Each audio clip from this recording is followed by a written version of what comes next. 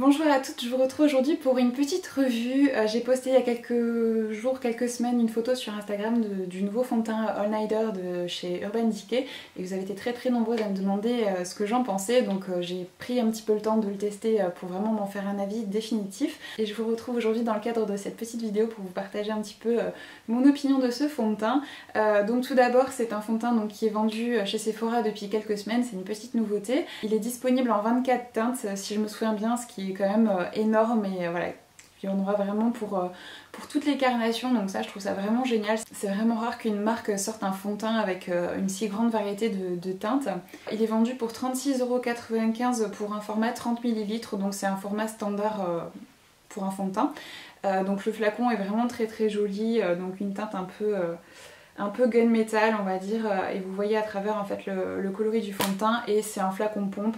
La pompe est vraiment très bien, vous pouvez doser vraiment précisément la quantité de fond de teint que vous voulez, vous pouvez faire une demi-pompe, un quart de pompe si vous voulez, voilà, la pompe elle fonctionne pas que si vous appuyez à fond en fait, donc elle est vraiment top, je n'ai rien à redire à ce niveau là. Le flacon se ferme très bien, donc c'est un fond de teint avec lequel vous pouvez voyager sans problème, il s'ouvrira pas dans votre trousse de toilette. Et c'est un flacon donc en plastique, donc pareil, aucun risque de casse. C'est un fond de teint qui est très couvrant, qui a un fini mat mais qui fait pas voilà, plâtreux, un joli fini mat naturel. Le rendu mat vraiment dur je trouve toute la journée. Moi j'ai la peau mixte donc qui a tendance à briller un petit peu au fil de la journée sur la zone médiane, et avec ce fond de teint franchement ça brille vraiment un tout petit peu, peut-être au bout de 8 heures ou un truc comme ça, mais ça reste vraiment, ça fait pas huileux dégueulasse comme ça peut faire avec d'autres fonds de teint, ça reste vraiment presque une jolie lumière on va dire. C'est vraiment un fond de teint qui absorbe en fait le sébum au fur et à mesure de la journée, et le rendu reste vraiment magnifique, même après de longues heures, quand le fond de teint a vraiment vécu sur votre visage.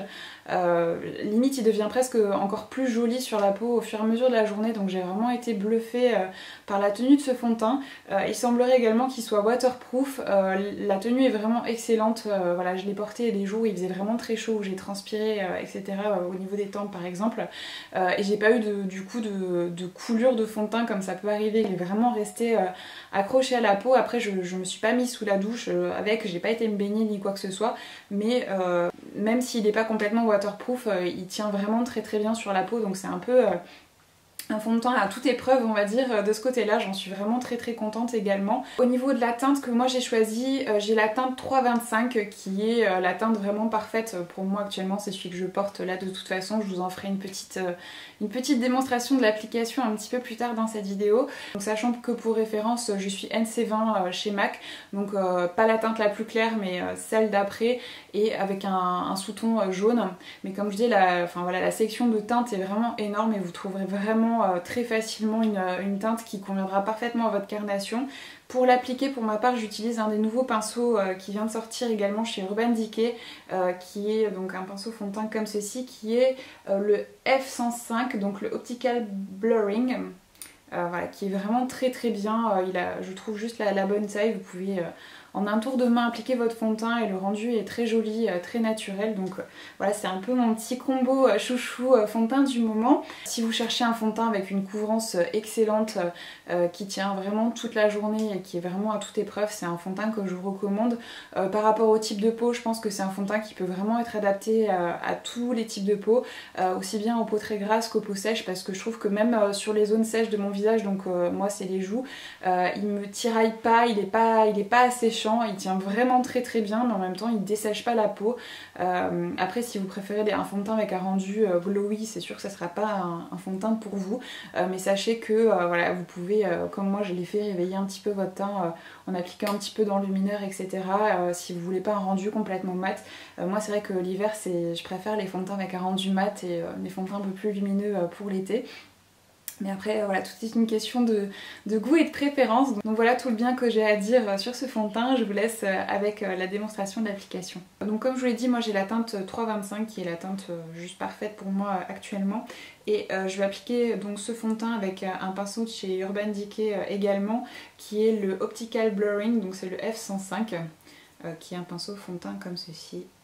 Donc pour faire la totalité de mon visage, j'ai besoin d'un peu moins d'une pompe. Donc à peu près ça, il est vraiment très couvrant. Actuellement comme on sort de l'été, j'ai une peau qui est pas trop dégueulasse grâce au soleil. Donc j'ai pas trop de boutons, j'ai des petites rougeurs, des anciennes cicatrices en fait à ce niveau là, donc qui sont encore un peu rouges. Et des petites rougeurs par-ci par-là, mais vraiment rien de bien méchant, voilà, des petites rougeurs aussi ici. Donc voilà, vous verrez quand même malgré tout que le fond de teint est vraiment extrêmement couvrant et voilà, le fini est vraiment très joli. Vous pouvez le voir d'ailleurs là sur de suite la couvrance du fond de teint, c'est juste dingue.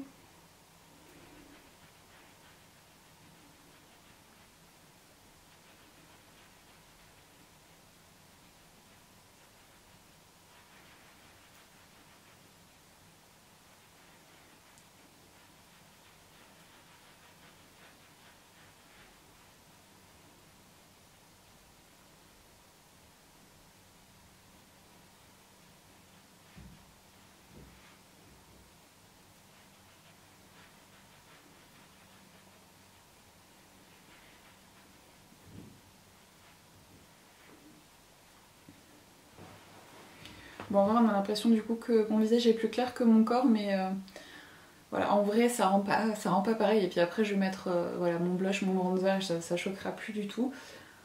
Mais voilà, de toute façon, ça sera la même teinte que je porterai cet hiver aussi, puisque j'ai déjà pas mal débronzé là, puisqu'il fait un temps abominable. Donc voilà le rendu du fond de teint.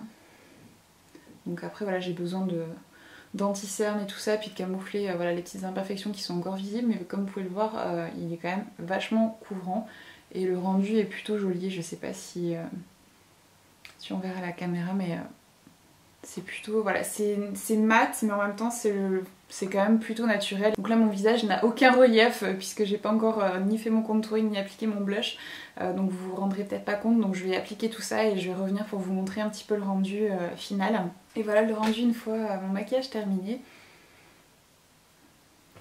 Donc tout ça pour dire que c'est vraiment un super fond de teint, donc si vous hésitiez à le tester, je vous le recommande vivement, il est vraiment génial. J'espère que cette petite revue a pu vous être utile, je vous fais de gros bisous et je vous dis à très bientôt pour de nouvelles vidéos.